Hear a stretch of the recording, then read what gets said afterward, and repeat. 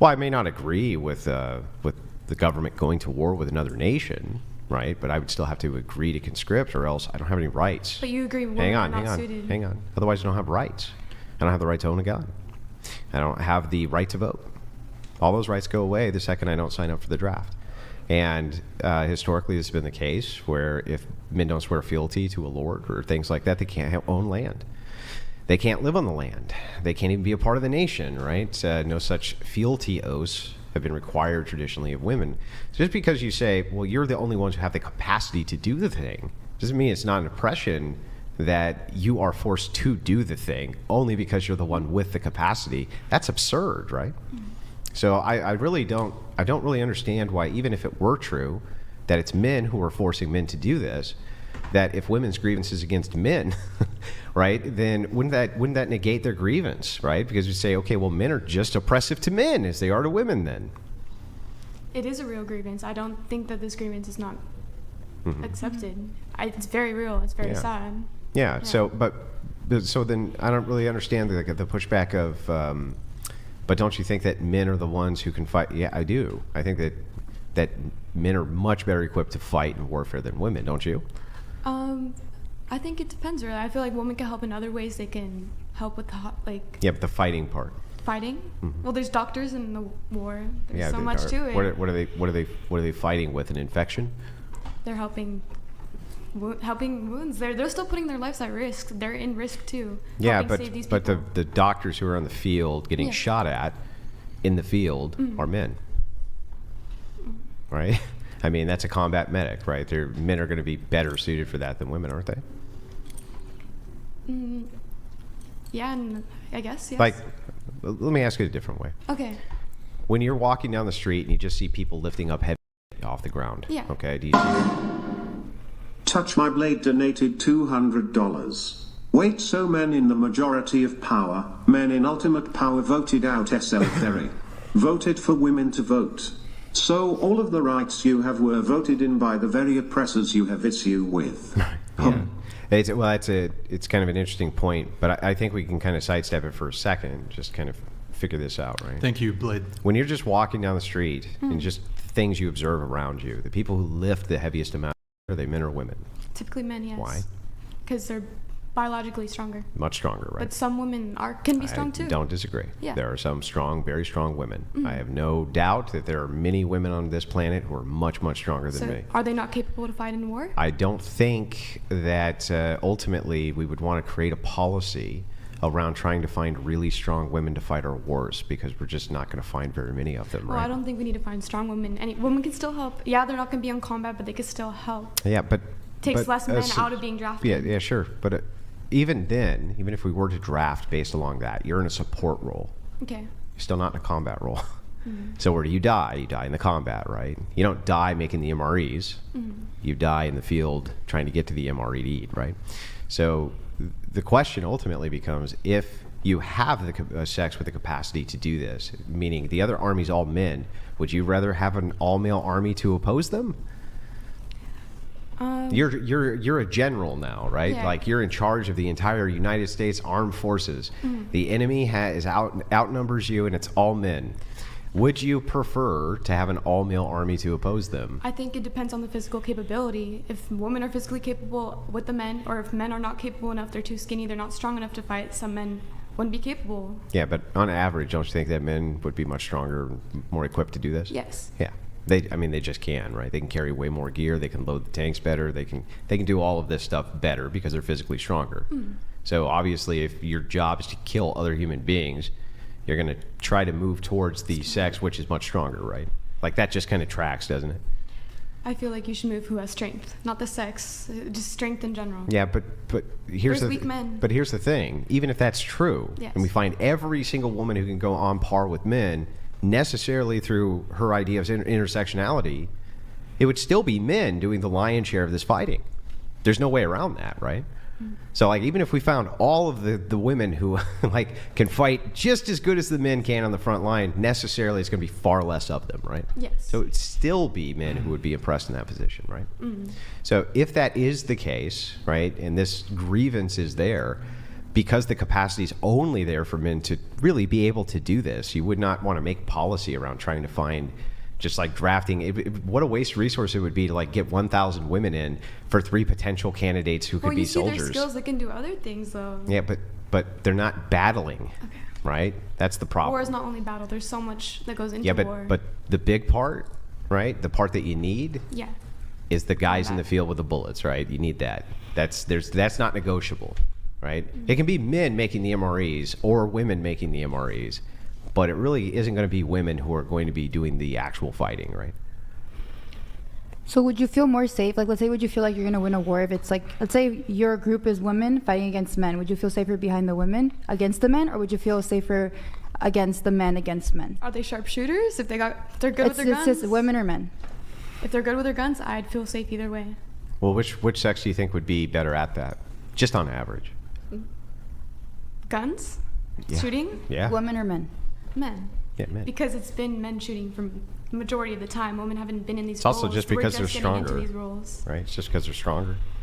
Aim? Guns are heavy. Yeah, guns are That's really true. heavy. And by the way, when you aim, you're holding the gun up, right? Very heavy gun, and you're holding it up for a long, long period of time.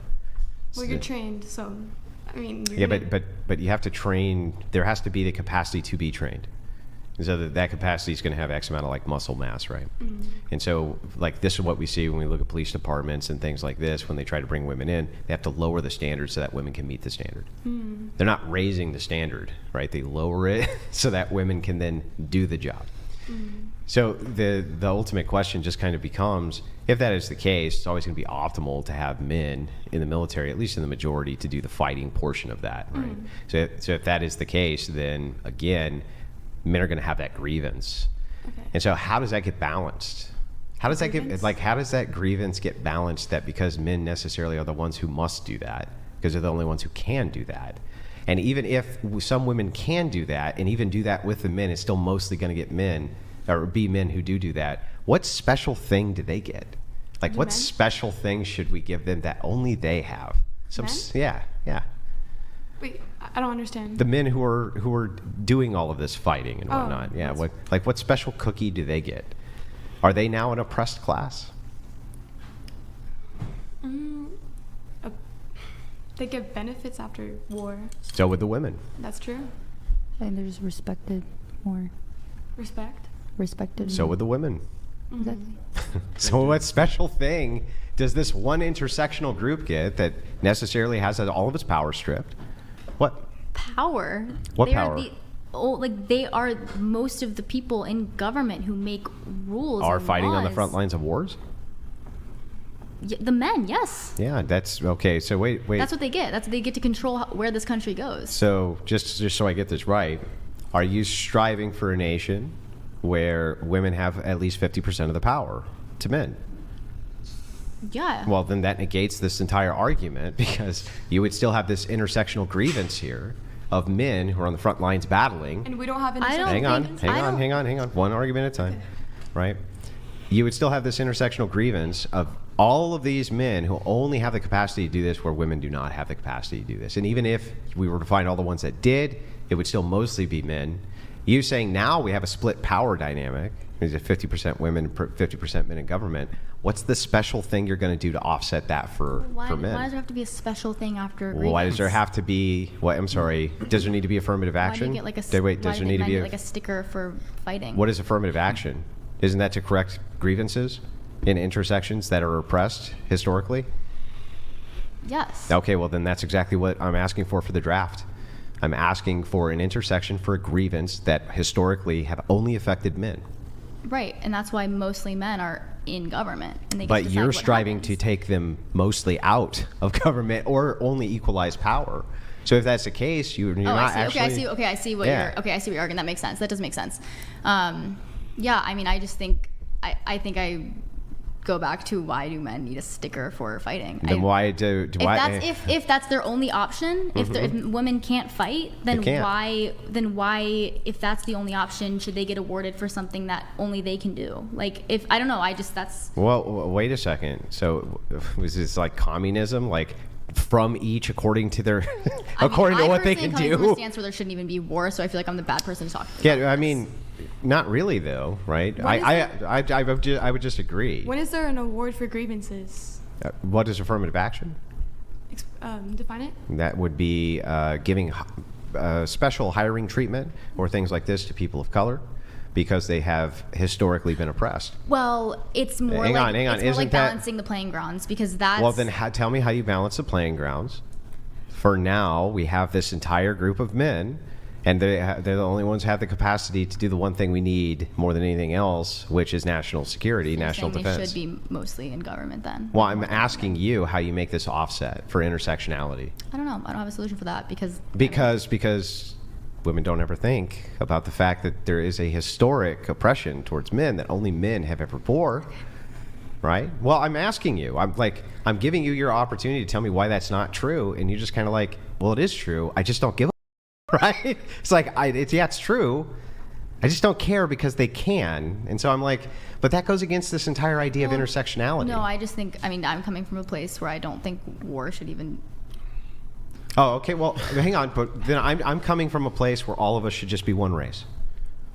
And all of us should just be one sex. Yep. If all of us were just one race and one sex, we would never have any of these. And all of us should be the exact same strength, the exact same height, the exact same eye color, exact same everything. And then we just don't have to worry about Touch it. My Blade Aliens. donated $200. Does she understand what a draft is? Lukewarm IQ. No, she understands fine. She's contending with the idea, and I think that's fine. You can contend with the idea. It's not being disrespectful, not being disrespectful back. We're having a nice conversation. But I would genuinely enjoy kind of getting your perspective on that, right? I don't actually understand how this grievance from the intersectionality standpoint is actually ever addressed if you're striving to equalize the sexes when it comes to government. Every other grievance from every other group, which has been historically oppressed, including women as a monolith, by your logic, still needs to be offset. But for some reason, men don't get those same benefits, and I don't actually understand why. Yeah, that's my question, right? It's like, why? Shouldn't they get some kind of like intersectional, I don't know, reward of some sort? Sure. I just can't give you an answer. I think that's something that's where we're at as a country. I think trying to figure out a balance of those intersectionalities. So I can't really give a solution for what the country should do to balance that out. Mm-hmm. But I agree that it should be balanced out somehow. Somehow. And I don't have an answer for you for that.